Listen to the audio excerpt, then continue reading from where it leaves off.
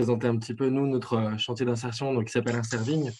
Peut-être pour commencer, donc, on fait partie d'une association qui s'appelle donc la SDAT, ce qui veut dire solidarité, dignité, accompagnement par le travail, pardon et le travail, et qui est en fait une double entité avec une partie vraiment insertion sociale, hein, qui comprend notamment un foyer d'hébergement, un accueil de l'accueil de jour, et puis ces structures donc du social qui vont faire le pont, parfois avec la deuxième entité, donc SDAT Entreprise qui, contrairement à ce que son nom indique, est une, association, chantier d'insertion.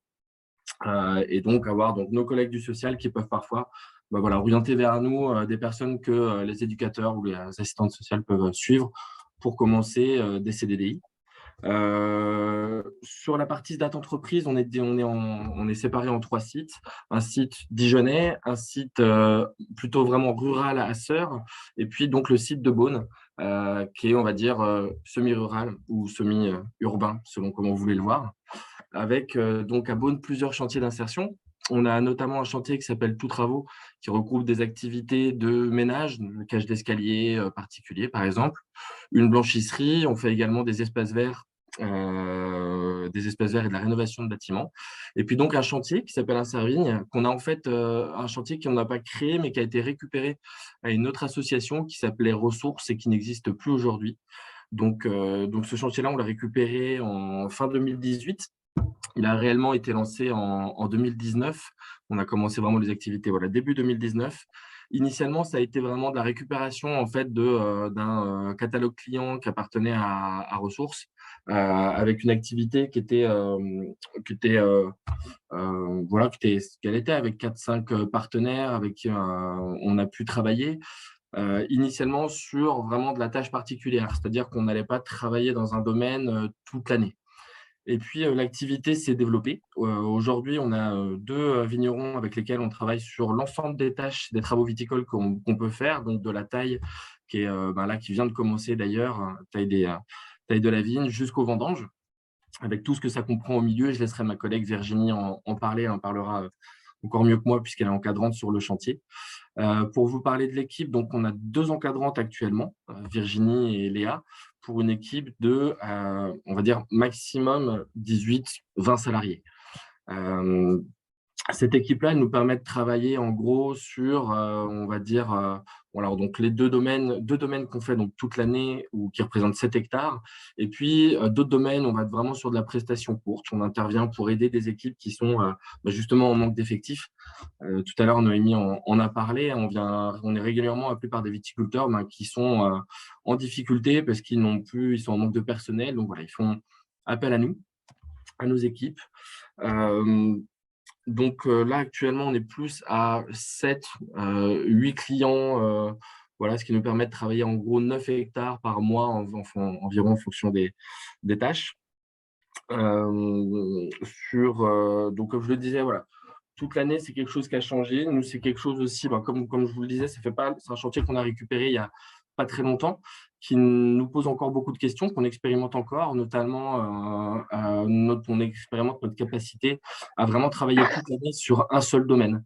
C'est-à-dire que, se dire: «Est-ce qu'on peut prendre en charge vraiment, hem, un domaine de vigneron et être capable de gérer l'exploitation? Ou est-ce que c'est plus simple pour nous d'intervenir ponctuellement sur certains endroits?» On est comme vous tous, de structures d'insertion, soumis à certaines, contraintes avec beaucoup de fluctuations dans nos effectifs, comparé à une activité qui, elle, est très régulière, dépendante, de la météo, et autres. Une de nos difficultés aussi, pour le travail vraiment sur le milieu agricole, c'est, la semaine de 35 heures. Alors que, si vous voulez, si vous prenez un ouvrier viticole classique, il va avoir des moments un peu de pause après les vendanges notamment et puis par contre travailler, sur des semaines à 50 heures, quand, il faut, tailler la vigne ou quand, les bourgeonnages, les travaux en verre arrivent, par exemple. Nous, on a ces contraintes-là de devoir, bah, réussir à faire ce travail-là sur une semaine qui s'écoule du, lundi au vendredi, heu, avec, des effectifs fluctuants. Comme le chantier est récent, bon, ben, on expérimente encore. D'ailleurs, je suis preneur si vous avez des retours, si vous avez des contraintes un petit peu, similaires aux nôtres. Hem, Avant d'aller plus loin, je pense que je vais laisser Virginie vraiment vous présenter, le chantier en détail, qu'elle puisse vous parler un peu, ben, justement de son équipe et puis, des difficultés qu'elle rencontre, mais aussi des avantages parce qu'ils sont nombreux, que ça soit, en tout cas sur un support à l'insertion qui est très intéressant, qui est un support assez, complexe, mais voilà, qui est intéressant sur un secteur en tension. Donc on l'a vu, ça a été bien présenté également, par l'ANEFA, il y a beaucoup de travail à la sortie et en même temps, c'est pas si simple pour nous de réussir à faire, beaucoup de sorties positives pour beaucoup de raisons et donc je vais pas aller plus loin et laisser Virginie parler un peu plus en détail du chantier. Merci Léo. Je ne sais pas, vous m'entendez? Oui, on t'entend Oui, Virginie. on m'entend. Donc, concernant les problématiques, la toute première, on en parlait tout à l'heure, c'est la mobilité. Parce qu'il est vrai on a beaucoup de viticulteurs avec lesquels nous travaillons et qui aimeraient bien embaucher certains de nos salariés, mais nos salariés n'étant pas enfin, comment on dit, oui, véhiculés, c'est un énorme frein.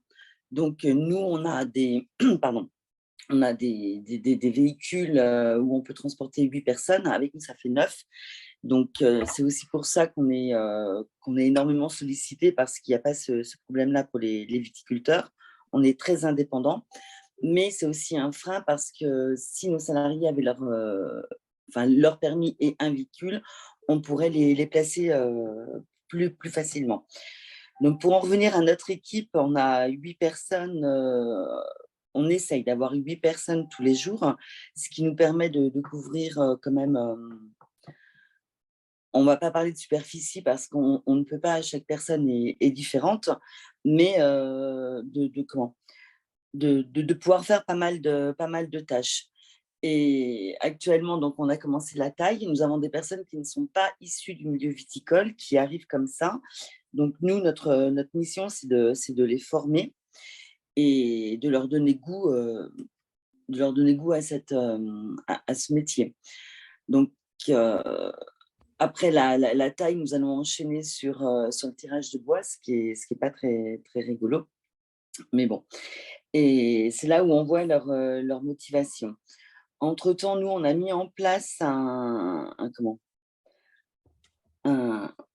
un dispositif, voilà, avec l'AFPA qui s'appelle la RSFP, c'est la reconnaissance du savoir-faire professionnel. Ce qui permet à nos salariés d'obtenir une validation de compétences. De compétences. Voilà, il y a 13 compétences qui sont proposées et ils passent des examens. Oui, c'est des petits examens. Et à la suite, ça leur fait un petit diplôme. Donc là, on travaille beaucoup là-dessus pour les motiver et les raccrocher au métier de la vigne qui n'est pas très simple. Donc, l'autre problème que nous rencontrons aussi, c'est nous avons des personnes qui ne maîtrisent pas très bien le français. Donc, il faut arriver à leur faire, à- avec des gestes et puis trouver les mots. Trouver les mots pour leur faire comprendre les, comment- les termes, la je sais pas, ça se dit la technicité de la profession, puisque la vigne, comme vous devez le savoir, on emploie des termes qui sont propres, style quand on parle de courson, de baguette, de baïonnette, hein, d'américain. Pour certaines personnes, c'est comment? Ils ne savent pas. Donc, on essaye de mettre en place aussi un lexique pour faciliter avec pour faciliter tous ces termes et la compréhension du métier. Et bon, et dans les autres difficultés, il y a les personnes avec leurs addictions où il faut arriver à gérer certaines choses. On ne peut pas travailler en cuverie, on ne peut pas faire. Nous, notre tâche s'arrête après les vendanges et nous n'avons pas de contrat, ce qui est dommage pour certaines personnes parce que je pense que ça serait très intéressant de pouvoir faire la finalité, une fois les vendanges finies, de pouvoir aller voir après comment, comment le raisin, enfin, la finalité de leur travail, voir tout ce qu'ils ont travaillé toute l'année, puisque sur certains domaines, on commence donc de la taille jusqu'au vendange, on s'arrête au vendange, mais on n'a pas la partie vinification. Et ça, c'est pour certaines personnes, c'est comment? C'est un regret parce qu'on s'arrête là et voilà, stop. Et je pense que si on pouvait après les emmener vraiment jusqu'au bout, ça déboucherait sur, enfin, ça déclencherait des vocations. Mais bon, mais les tâches sont déjà assez conséquentes. Ouais, je ne sais pas si j'ai été très claire, Bien, si vous avez des Virginie. questions? Je voulais compléter quelque chose, rebondir Oui. sur ce que tu disais. Donc, pour parler des effectifs, alors effectivement, on a dans les équipes des profils très variés. Il faut savoir qu'à l'ASDAT, on est une association qui a vraiment pour but de faire aucune sélection. Alors, vous me direz, c'est le principe de l'insertion. Normalement, là, c'est vraiment zéro. Donc, on a des équipes avec des profils extrêmement variés et puis donc des personnes qui viennent voilà, qui viennent de Beaune ou des alentours. Un des premiers constats qu'on a fait quand on a voulu constituer nos équipes et quand on recrute dans le chantier à Servigne, c'est qu'on a vraiment beaucoup de mal à trouver des personnes qui ont envie d'y travailler. Ça a été un petit peu dit pareil par Noémie tout à l'heure. On pensait vraiment qu'en commençant ce chantier, qu'on trouverait très facilement, puisqu'on est en plein Benoît, on est en plein milieu de, voilà, des terres viticoles importantes de Bourgogne et avec celles de nos collègues de Lyon également. Mais donc, on pensait que ce serait facile. Et en fait, on constate qu'il y a beaucoup de nos salariés qui ont déjà travaillé dans les vignes, qui ont travaillé généralement depuis très jeunes, pendant souvent très longtemps, et sur des conditions qui sont difficiles. Ce qui fait qu'en fait, ils en sont complètement dégoûtés et qu'ils n'ont pas du tout envie d'y retourner. Pour vous dire, à un moment, ça en venait à un point que nos équipes qui travaillent sur les espaces verts, même leur demander un coup de main de venir dans les vignes pour tailler les haies ou débarrasser un fossé autour des vignes, elles n'en avaient pas envie. Tellement ça, voilà, les vignes, c'est plus possible pour eux. Donc finalement, on s'est retrouvé face à des grosses difficultés de recrutement pour le chantier qui sont en train de se stabiliser quand même. Nous, on essaye de travailler sur des avantages qui soient bien sûr autres que le salaire pour nos salariés, mais qui soient investir dans du matériel. On a récemment racheté des chaussures de bonne qualité qui sont chaudes, racheté des tenues de pluie, des vêtements. Voilà, pour aussi les mettre dans des conditions qui soient satisfaisantes. Bien sûr, on adapte le temps de travail pour certaines personnes qui auraient voilà, leurs particularités, leurs problèmes. Et puis, une autre façon qui était pour nous de recruter, de compléter l'équipe, c'est évidemment, c'était d'aller sur un public migrant issu de l'immigration. Euh, et néanmoins, c'est pas non plus si simple que ça, étant donné que, par exemple, il y a Beaune, il y a très peu de personnes accueillies, de personnes migrantes accueillies. La plupart de ces populations sont plutôt sur Dijon et en fait, vont pas forcément être intéressés par faire le trajet en train ou autre jusqu'à Beaune pour venir travailler sur nos chantiers.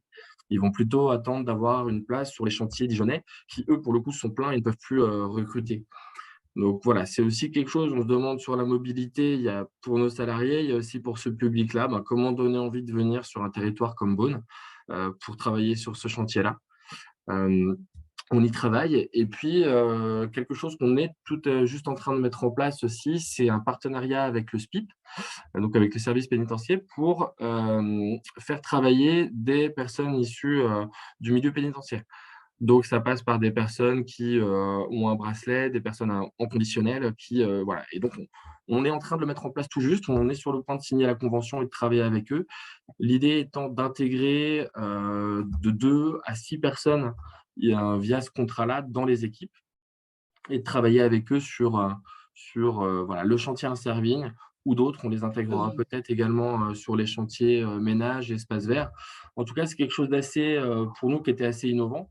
Il y a d'autres associations qui ont déjà ce type de contrat. Et puis Gilles pourra en parler aussi, compléter, notamment Sentier, qui a un contrat avec le SPIP depuis longtemps, qu'on a rencontré. Ça représente des enjeux de travailler avec ce milieu-là, notamment sur le fait qu'on nous a bien conseillé de ne pas mettre 6 personnes issues d'un même centre de détention, par exemple, sur un seul chantier. Mais voilà, essayer d'en intégrer petit à petit. On a déjà des personnes qui viennent, qui sortent de prison, on a déjà des personnes avec des bracelets et avec lesquelles ça se passe pour le coup vraiment très bien. Euh, Donc, c'est aussi quelque chose qui, on espère, pourra nous permettre de recruter un petit peu plus de monde déjà pour nos besoins. Et puis, ben, on espère aussi que ça pourra permettre à ce public-là de trouver une activité qui leur correspondra, leur permettra de changer d'air et de préparer aussi la sortie en milieu normal, quoi. Si je peux effectivement ajouter, compléter, le SPIP, pour nous, c'est un partenariat historique, très ancien, puisque l'association a été créée en 1903, donc elle s'est professionnalisée dans les années 70, donc on a toujours eu des tiges. On a eu une expérimentation sur une maison régionale pour des sortants, une maison d'arrêt. Actuellement, on a une partie sociale qui accueille des détenus pour éviter la récidive. Pour autant, nous n'avions pas encore fait au niveau de la SIAE, de l'ACI, on n'avait pas expérimenté ce côté semi-liberté pour le coup, parce que l'accueil de bracelets électroniques, l'accueil de personnes en tige, c'est monnaie courante. Par contre, la semi-liberté, nous n'avions pas fait jusqu'alors. Et là, le but serait, pour ce type de personnel, les prendre à la sortie de la maison d'arrêt le matin, les convoyer jusqu'à les vignes et puis les redéposer le soir. Voilà. Et là, on a plutôt eu un avis favorable. Effectivement, Sentier le fait plutôt sur le support patrimoine et plutôt, on va dire, sur la communauté, sur la métropole. Nous, du coup, on désaxe plutôt et on va en milieu rural pour entretenir les vignes. Merci Gilles. Peut-être une dernière information donc, sur les sorties pour nos salariés. Comme je vous le disais, c'est pas si simple. Je pense on est comme beaucoup d'entre vous, on offre aussi à nos salariés des contrats qui sont à temps partiel sur une semaine bien calibrée, qui est très avantageuse. Et on s'est parfois un peu heurté aux vignerons qui recrutent, qui essayent des gens de chez nous et qui les mettent sur des rythmes qui sont tout de suite beaucoup plus intenses avec énormément d'autonomie et du coup des vignerons qui sont eux patrons et qui laissent assez peu de marge de manœuvre aux salariés qui vont embaucher. C'est-à-dire qu'ils vont pas pouvoir, il y a assez peu d'accompagnement, à moins qu'il y en ait au sein des équipes et il y a une exigence qui est assez élevée. Donc ça pose la question pour nous, pour les sorties. Il y a aussi tout un travail à faire clairement auprès de nos partenaires vignerons pour qu'ils soient en capacité de donner envie de travailler chez eux aussi. Et je pense que là-dessus, il y a aussi des choses à faire. Euh, et après, il y a des choses qui nous dépassent aussi, une politique salariale notamment sur comment sont rémunérés les ouvriers viticoles, ce qui peut sembler parfois, je pense, décevant nous de nos retours par rapport au travail demandé. Donc voilà, il y a aussi tout un travail avec nos partenaires qui sera important, que nous, on mène évidemment pas tout seul, voire on est secondaire pour mener, mais qui a commencé plus largement au sein du territoire, au sein de la communauté de communes, à être engagé avec les partenaires, avec Pôle emploi, avec les chambres d'agriculture, etc. Voilà ce que je pouvais vous dire.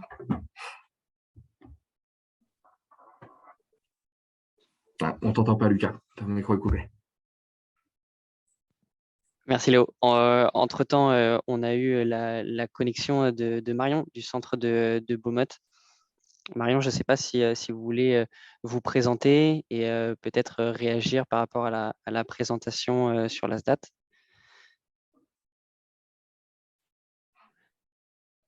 Bon, c'est pas grave. Merci en tout cas pour cette première présentation d'activités très concrètes. Donc là, on voit bien les difficultés qui peuvent être liées au métier. Est-ce que des gens veulent réagir ici?